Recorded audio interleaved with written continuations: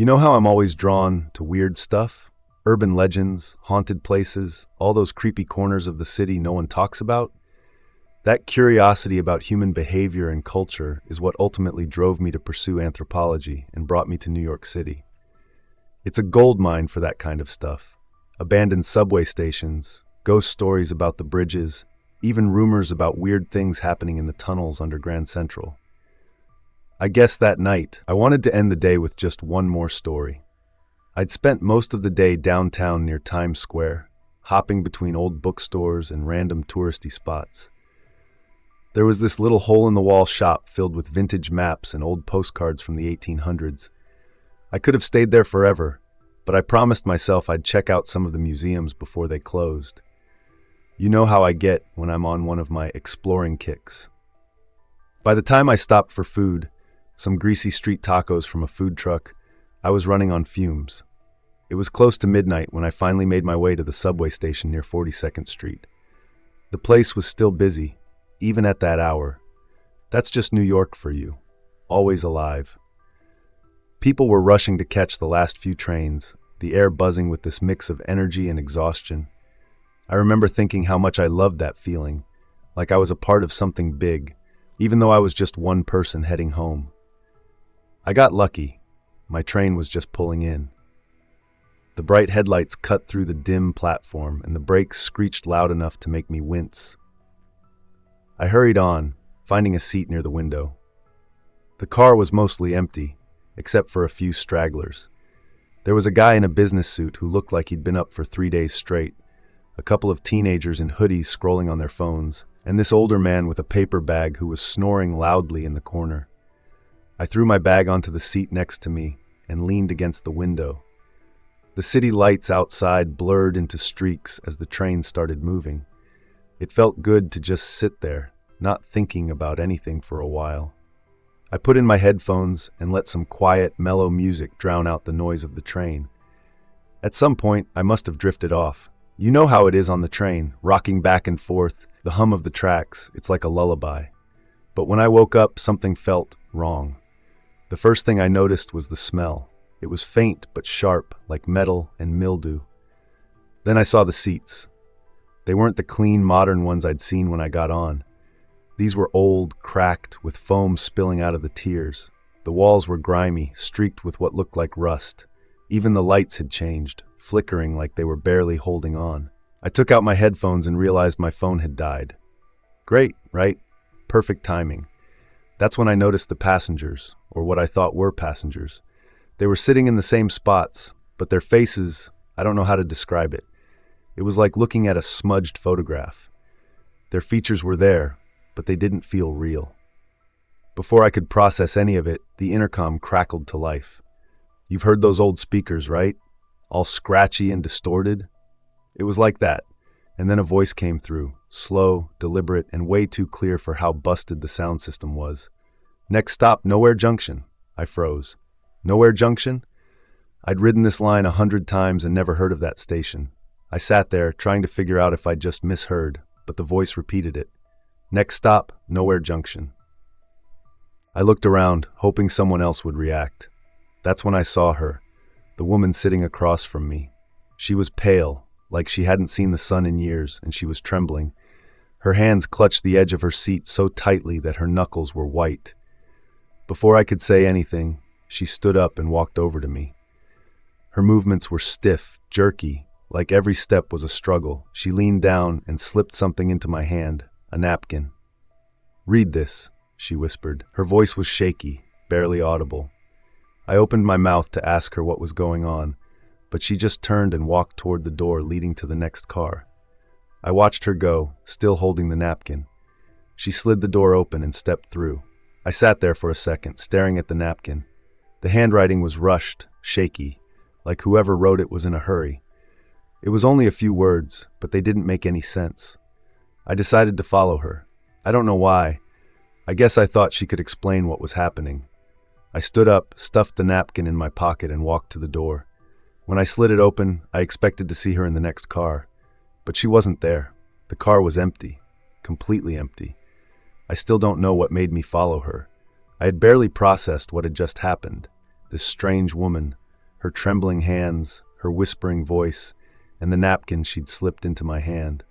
But there I was, standing in the empty doorway of the next car, the door sliding shut behind me with a dull clunk. I scanned the car. No one. Not a soul. The air felt heavier somehow, as if the train itself had exhaled a long sigh. I checked the seats. Empty. The lights above flickered, casting long, unsettling shadows across the aisle. The car was exactly like the one I'd just left, old, worn, like it had been abandoned for years. I closed my eyes for a second, shaking my head. Focus, Claire. Focus. I was still trying to make sense of it all when I remembered the napkin. I pulled it from my pocket, unfolding it carefully. The handwriting was frantic, barely legible in places. Whoever wrote it clearly hadn't had time to think things through. Or maybe they were too scared to. I leaned against the doorframe and started reading the rules, my eyes moving quickly over the words. Rules. Rule 1. Do not speak to the ticket inspector if their eyes glow red. Rule 2. If you see your reflection in the window moving on its own, look away. Rule 3. Never pull the emergency brake unless you hear the conductor laughing. Rule 4. Ignore anyone who offers you a ticket stamped with the number 666. Rule 5. To leave the train, listen for a faint chime and walk toward the light at the end of the last car. I read the rules again, slower this time, trying to make sense of it. The first few didn't make any sense. Eyes glowing red? That sounded like something out of a bad horror movie. But the last rule, that one struck me. Listen for a faint chime and walk toward the light at the end of the last car. I couldn't wrap my head around it. Who would write something like that on a napkin? Why did the woman give it to me? What did she mean by all this? I took a deep breath, my pulse quickening. I turned around, looking back down the dark, empty hall of the train. I couldn't just sit there, right? I needed answers. I pushed open the door to the next car, hoping I'd find that woman again. Maybe she could explain all of this. Maybe she had some answers. But when I stepped inside, the car was just as empty as the last one. No woman, no passengers, nothing. I felt this strange pressure building up in my chest, like the walls were closing in. I walked through the car, peering into the dark corners, past the empty rows of seats. But there was nothing, just more of the same. I went to the next door, the one that led to the car after that. I opened it slowly, scanning every inch of the car as I stepped in, hoping that she was just hiding or that someone would explain what was going on. But again, nothing. I checked every car, one by one, moving quickly but feeling like I was walking through an endless maze. The train seemed to go on forever, stretching out in a way I couldn't explain. The atmosphere in each car was the same, stale, aged, like time had frozen. Finally, I stopped. I stood in the center of one of the cars and realized it was all pointless. The woman was gone, there was no sign of anyone else, and no one seemed to care about the odd things happening around us. The silence was deafening. I kept thinking of those rules. They were still fresh in my mind, like a warning bell. That's when I realized I had no idea what I was supposed to do next. I needed to get off this train. I needed to get out. But how? I returned to my seat, trying to stay calm. The train jolted suddenly, a harsh movement that made my stomach lurch. The door at the end of the car slid open, and a ticket inspector walked in. His uniform was pristine, standing out starkly against the grimy train interior. He moved down the aisle with a mechanical precision, checking tickets as he passed. When he reached my seat, I could feel his presence looming over me. My heart began to race. I glanced up and noticed his eyes, faintly glowing red. A sharp chill ran down my spine. I remembered the rules. Rule 1. Do not speak to the ticket inspector if their eyes glow red. I felt my breath catch in my throat, but I forced myself to look away. I couldn't make eye contact. My hands gripped the napkin tightly, hoping that somehow he wouldn't notice me. The inspector paused in front of me. For what felt like an eternity, he simply stared. I could feel the weight of his gaze, but I kept my eyes firmly fixed on the floor, praying he would move on. Finally, after a long moment, he turned and walked down the aisle. His footsteps echoed as he left the car, and I exhaled in relief, my body relaxing for the first time in what felt like ages. But just as I thought I was safe, I heard it. A sharp knock, knock, knock from the window beside me. I froze. The sound was deliberate, slow, and steady, like someone was tapping on the glass with their finger. I turned my head, looking out the window. It was pitch dark outside, but I couldn't see anything, just the reflection of the dimly lit train. The knocking continued. Knock, knock, knock, and I could feel my pulse quicken. I looked around the car, but there was no one else. I was alone. I stared at the window, heart pounding in my chest. The knocking stopped, leaving only silence in its wake. I didn't know what to make of it, but I couldn't shake the feeling that something wasn't right. The knocking grew louder, echoing through the silence of the car. I hesitated, the sound crawling under my skin as if it was coming from inside the train. My hands trembled as I slowly turned my head toward the window. What I saw made my heart leap into my throat. My reflection was staring back at me, but it wasn't mimicking my movements. It was moving on its own, tilting its head slightly, then grinning. The smile was wide and unnatural, stretching far beyond what was possible. I froze, my breath catching in my chest. The reflection didn't blink, didn't move like a normal reflection should. It just stared at me, its grin growing wider with every passing second. The words from the napkin flashed in my mind. Rule 2. If you see your reflection in the window moving on its own, look away. With a sharp gasp, I tore my gaze away from the glass, slamming my eyes shut as tightly as I could. My heart was hammering in my chest, the air in the car feeling thick and suffocating. The knocking had stopped, but an icy, suffocating presence seemed to hang in the air, as if something was still watching me. I couldn't open my eyes. I had to wait for it to pass. When I finally dared to open them again, I looked at the window. My reflection was back to normal, perfectly still, like nothing had happened. I let out a shaky breath, trying to steady my racing heart. "This isn't real," I whispered to myself, the words barely leaving my lips. It can't be real. But deep down, I knew something was terribly wrong. I couldn't explain it, but every instinct screamed that I wasn't alone in the car anymore. The train jerked violently, throwing me forward against the seat in front of me. My grip on the armrest barely kept me from smashing into the aisle. The lights above flickered, casting erratic shadows that made the car feel even more distorted. Then I heard it. Laughter. Deep, guttural, and unmistakably inhuman. It echoed through the entire car, vibrating the walls and sending a chill down my spine. The sound was so loud it seemed to come from everywhere at once. Instinctively, my hand shot out toward the emergency brake, the red handle standing out in the dim light. But as my fingers brushed against it, a sharp memory cut through the haze of panic. Rule 3. Never pull the emergency brake unless you hear the conductor laughing. The laughter didn't sound like the conductor's voice. It was coming from the train's intercom, distorted, mocking. It wasn't real. It was a trick. My mind raced. If I pulled the brake, I wasn't sure what would happen, but I knew it wouldn't be good. I pulled my hand back, my heart pounding as the train lurched again, sending me slamming into my seat. I couldn't trust the sound. The laughter was not what it seemed. I gripped the armrest with white-knuckled force, trying to ignore the noise as it grew louder, vibrating through the car. I had to stay focused. The rules didn't make sense, but they were the only thing keeping me from losing my grip on reality. The train lurched again, and I braced myself, my mind racing. What was happening, and why was everything getting worse? I moved through the train, desperate for some kind of explanation, a way to make sense of all the strange occurrences. My heart raced with each step, my eyes scanning the dimly lit cars, hoping to find someone, anything, that could give me a hint about what was happening.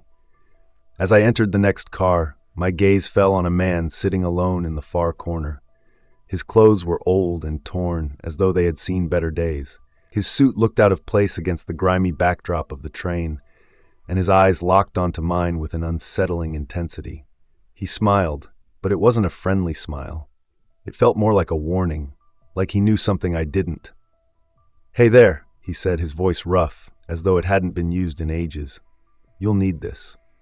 I took a deep breath, thinking maybe I wasn't alone in this mess. Maybe he was just another confused passenger like me, someone who could help make sense of all this. I mean, we were all stuck here, right?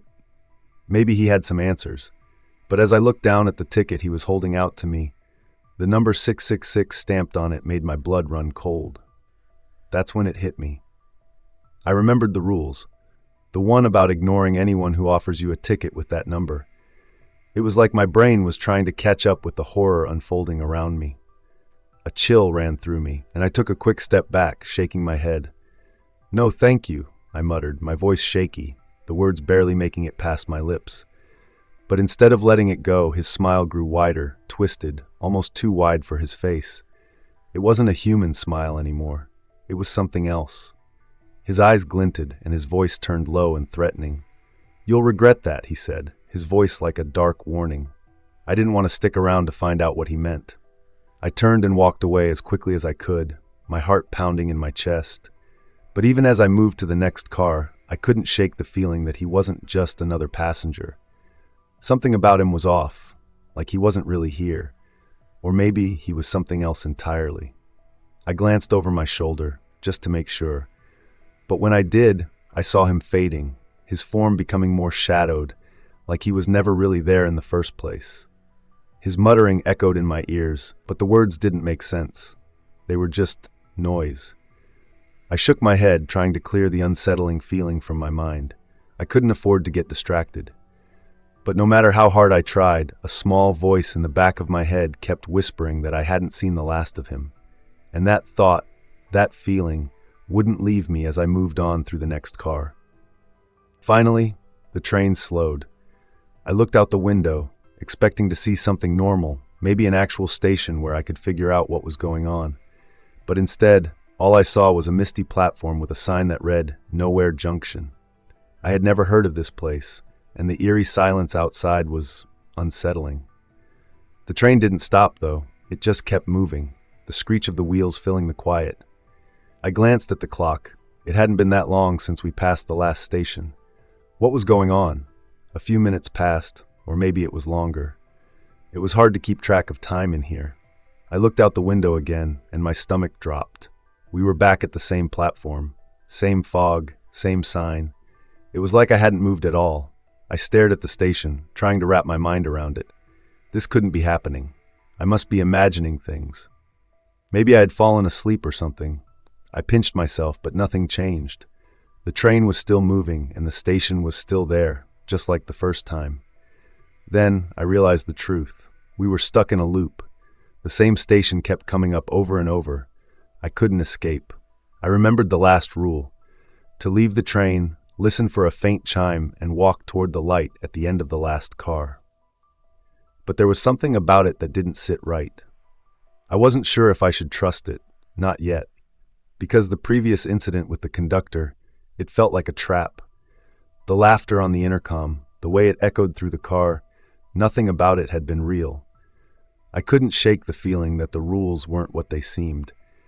They were all designed to keep me in line, to make me follow them, to ensure I didn't do anything that might really get me out of here. I wasn't about to fall for another trick. I needed to think, to figure out what was really going on. The train kept moving, but it felt like time was stretching, like I was stuck in the same place, running in circles. As the train circled the station for what felt like the fourth time, I heard it, a faint chime. It was soft at first, almost like a bell barely ringing in the distance, but it was there. The kind of sound that makes everything in your body tense up, like it's a signal you've been waiting for, but you're not sure if it's good news. My heart raced. It matched the description from Rule 5. To leave the train, listen for a faint chime, and walk toward the light at the end of the last car. I had to do it. I didn't know what else to do. But I couldn't shake the feeling in my gut, that nagging thought that this might not be as simple as it sounded. But the chime was there, and what other choice did I have? I stood up and started walking. The air in each car grew colder, heavier, like something was pressing in on me from all sides. The lights flickered more now, casting long shadows that seemed to stretch in all the wrong directions. With every step, I felt the weight of whatever was watching me grow stronger. By the time I reached the last car, everything was darker, the lights barely hanging on. But at the end of the car, there was a brilliant light, so bright it almost hurt my eyes.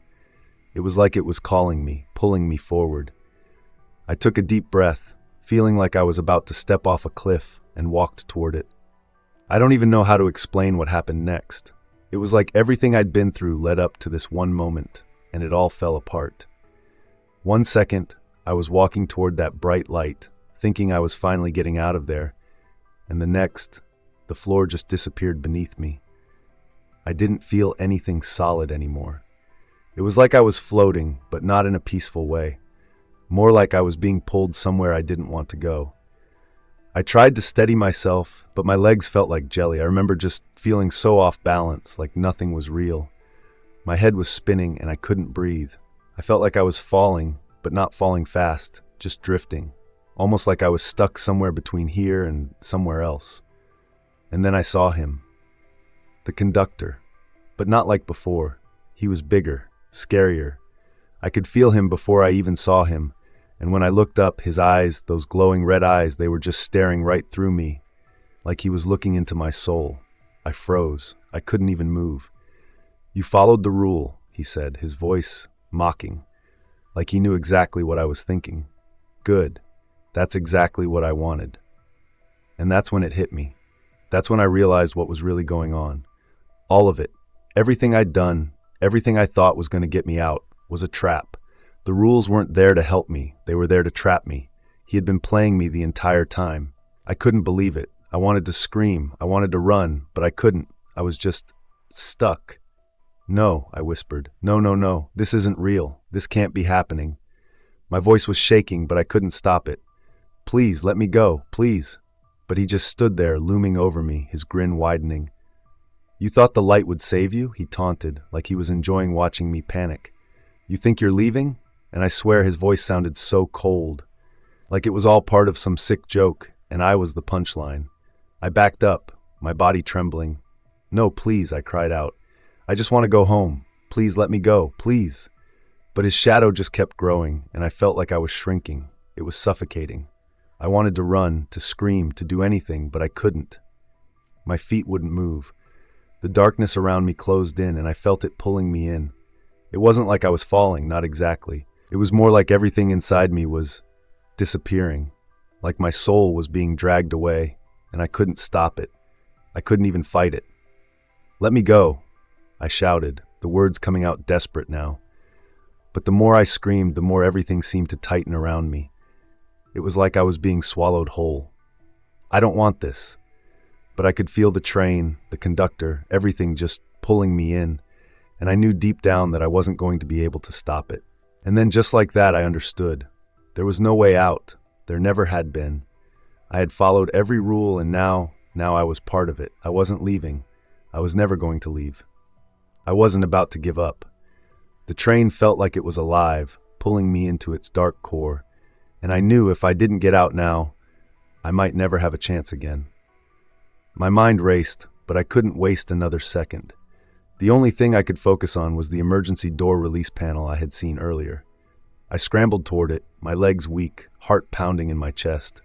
The panel was small, tucked away in the corner of the car, but I could see it now, the only thing that might give me a way out. My hands were shaking as I fumbled with my keys, desperately trying to unlock it.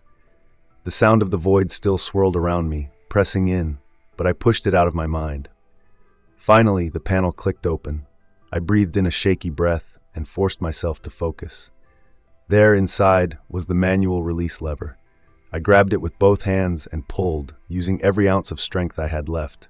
The door groaned as it unlocked, then slid open slowly, revealing the darkness beyond. The air that rushed in felt like a lifeline.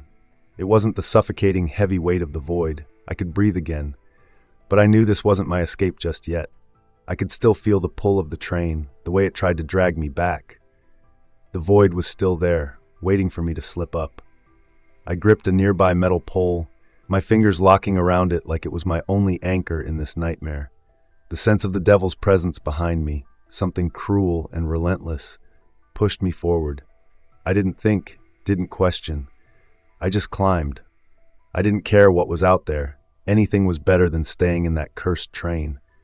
The void behind me screamed a horrible, distorted sound like the train was alive, angry. It seemed to stretch and pull, but I didn't stop. I pulled myself up, my legs shaking and my hands slick with sweat. The train screeched to a halt, and I could hear the otherworldly groan of the metal around me, as if it was fighting to keep me trapped. I managed to pull myself free from the train. My feet hit the tracks, and for a moment, I couldn't tell if I was still dreaming or if it was real. The ground was solid beneath me, but I wasn't free yet. I could still feel the weight of the darkness, the oppressive presence of whatever demon had been hunting me, lingering in the air. But it didn't have me anymore. Not yet. I stumbled forward, my legs weak and unsteady from the terror I'd just escaped. I could hear the echo of distant screams, the sound of something chasing me, but I didn't dare look back. I had to keep moving. I didn't know where the tracks led, but I knew one thing for sure. It was better than staying with the train. As I pushed forward, I could feel the weight of the night lifting. I could hear it, the soft hum of traffic, the familiar noise of the city. It was faint at first, almost like I was imagining it, but then it grew louder. Cars, people, the hustle of New York City. That was my world. That's where I belonged. I stumbled toward the sound, my pace quickening. I didn't care if I collapsed right there on the tracks. I had to get to the city. I had to get back to safety. The darkness still tugged at me, but it felt farther away now, as if it couldn't follow me into the real world. When I finally reached the edge of the tracks, I could see the flickering streetlights in the distance. I didn't stop. I kept walking, my body aching with every step, but it didn't matter. I was almost there, and then I emerged into the bright lights of a familiar street. The noise, the people, the life. New York. I was back. But even as I took my first breath of real air, I knew one thing. I would never, ever set foot on that last train again. Thanks for watching. If you enjoyed the story, please subscribe for more creepy tales. If you'd like to support the channel, consider buying me a coffee on Ko-Fi. Every bit helps. Links in the description.